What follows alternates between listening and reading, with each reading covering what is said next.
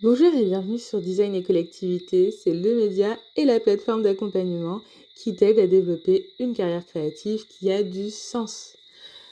Si tu es designer, acteur de l'innovation sociale ou tout simplement un curieux, reste bien parce qu'aujourd'hui on va parler de la reconversion en design. Et si ta force était justement tes expériences passées? Alors, je te raconte un peu tout ça. Parmi les différentes personnes que j'ai pu accompagner, pas mal étaient en reconversion professionnelle ou avaient du coup suivi 1 an d'études de design ou 6 mois, voire même pour certaines un petit peu plus. Par contre, à chaque fois, la problématique rencontrée était ouais, mais je suis pas vraiment designer, mais est-ce que je peux quand même utiliser des méthodes de design? Comment je fais aussi pour être crédible, pour trouver des clients, trouver un emploi, assumer en fait cette posture hybride? Bon, vous l'avez compris, euh, la formation c'était bien, mais après niveau positionnement professionnel, c'était en fait la grosse introspection concrètement. Et bien justement, si tu as besoin de clarifier ton positionnement, y voir un peu plus clair sur ta carrière, et ben n'hésite pas à me contacter. J'ai une offre spéciale qui s'appelle Design My Data Skills qui te permet justement de pouvoir clarifier ta vision professionnelle. En gros, c'est un bilan de compétences revisité pour les métiers de l'innovation sociale et les designers. Donc ça permet d'explorer tes singularités. Comment te dire que quand tu es en période de flou, ça t'aide vachement. Allez, je reviens sur notre sujet de la reconversion. En gros, les questions en fait qui reviennent le plus sont liées notamment à la crainte d'être rejeté par les autres designers ou les personnes qui ont fait aussi beaucoup plus d'années d'études. Ou tout simplement d'être en concurrence avec d'autres personnes et de galérer à trouver des clients ou un emploi. En gros, c'est la question de la légitimité. Cette légitimité, j'aime beaucoup dire qu'en fait, elle se donne pas, elle se prend. La légitimité, en fait, c'est à vous de décider qu'à un moment, vous êtes légitime ou pas pour considérer que vous pouvez, en fait, faire, en fait, ou utiliser des méthodologies de design. Pour moi, en fait, il faut pas essayer de devenir un designer comme les autres lorsqu'on fait une reconversion en design. C'est pas vraiment, pour moi, la bonne piste ou la bonne idée. Parce que du coup, vous allez essayer de vous comparer avec des gens qui ont fait 5 ans d'études en design alors que vous n'en avez fait qu'1 an. Vous voyez le couac arriver. Par contre, la vraie valeur, c'est d'hybrider tes compétences de design avec tes expériences précédentes, tout simplement. Parce que grâce à des expériences précédentes, tu vas en fait trouver des liens, de la richesse qui vont t'aider en fait à nourrir ta pratique en fait de design. Pour moi, la grosse difficulté que peut en fait amener le design, c'est qu'en fait, il s'hybride avec tout. Il se colle partout. Si tu veux être designer qui travaille sur des enjeux d'accessibilité, de droit, de lutte contre, par exemple, le manque d'information, donc tu fais du legal design, le design dans le domaine du droit, quoi, en gros, si je simplifie. Si tu es plutôt dans la santé, le care design, bref. Ce qui va être du coup compliqué, c'est que du coup, comme tu l'accoles avec différentes disciplines, le design, tu as besoin d'avoir une autre discipline socle pour t'aider. En tout cas, si le design n'est pas ta pratique de base. Et donc justement, tes expériences précédentes, ton positionnement, toute la richesse de ton profil ne peut être que sublimée par une pratique de design.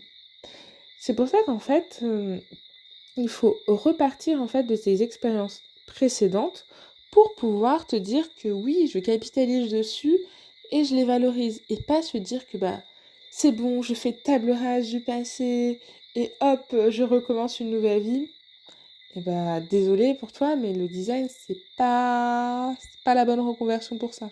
Parce que le design va avoir tendance justement à aller chercher des choses de tes expériences passées pour renforcer ta pratique.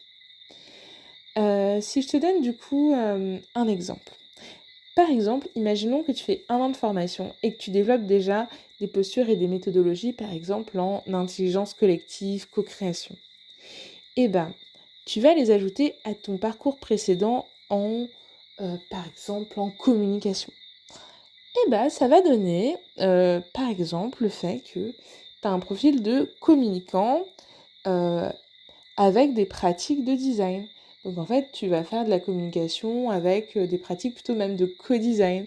Donc communication en co-créant des supports de communication avec les personnes. Tu vois, ça peut être aussi simple que ça, d'hybrider les choses. Ça, c'est vraiment un début de piste. Tu peux le faire aussi de façon beaucoup plus poussée grâce à une cartographie des compétences où là, on va vraiment explorer toute la partie positionnement, expérience, domaine précis et tout ça. Aussi, ce qui va être important, et j'aime aussi le dire, que on n'a pas besoin d'être designer pour innover ou être créatif.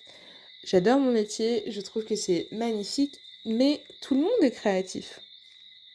Et en fait, il n'y a pas un métier qui a en fait l'apanage de pouvoir dire que la créativité, c'est lui. C'est pas vrai.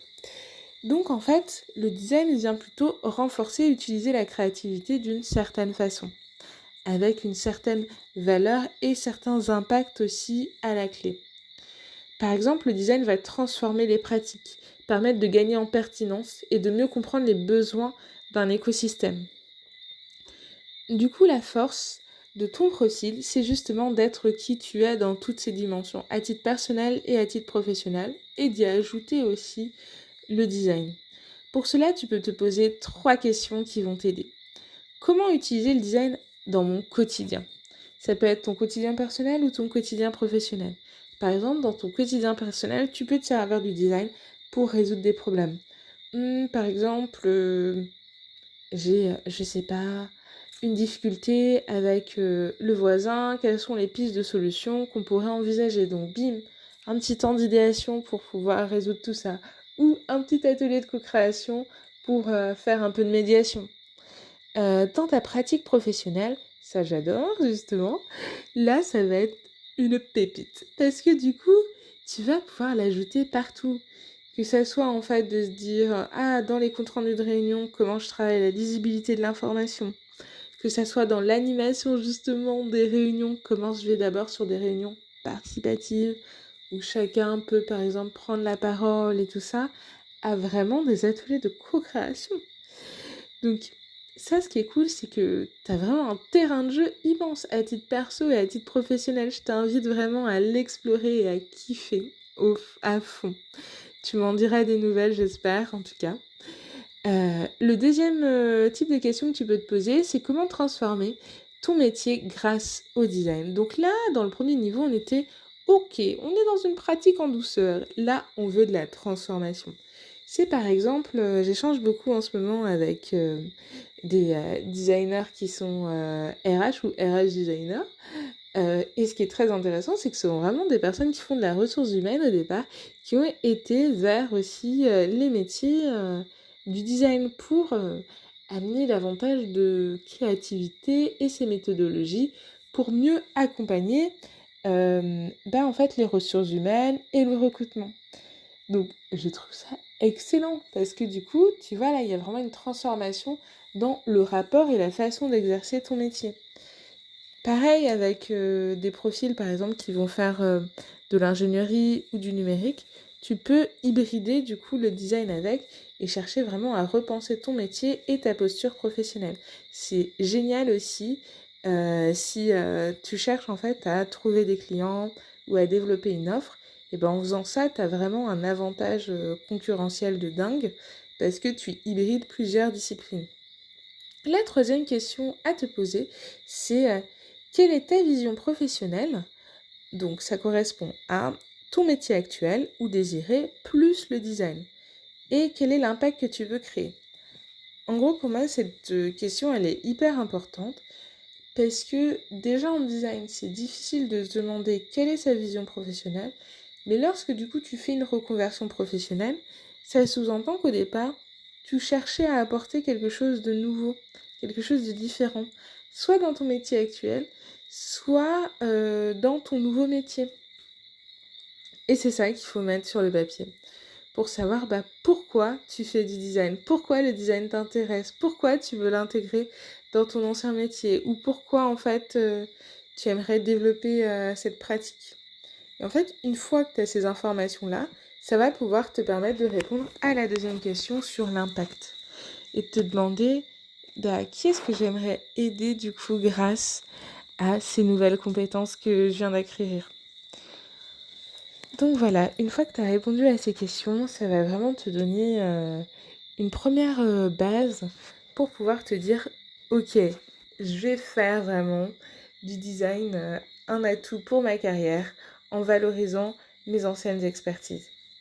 Il faut voir en fait ta reconversion comme vraiment une hybridation. Ce n'est pas une perte de temps, bien au contraire. C'est comme si tu venais d'accélérer en explorant un nouveau domaine et dans lequel, je l'espère, tu vas vraiment t'éclater.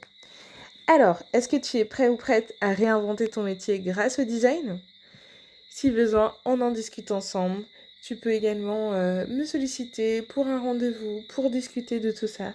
C'est toujours un plaisir. Hâte de te retrouver pour de nouveaux épisodes. À très vite, salut!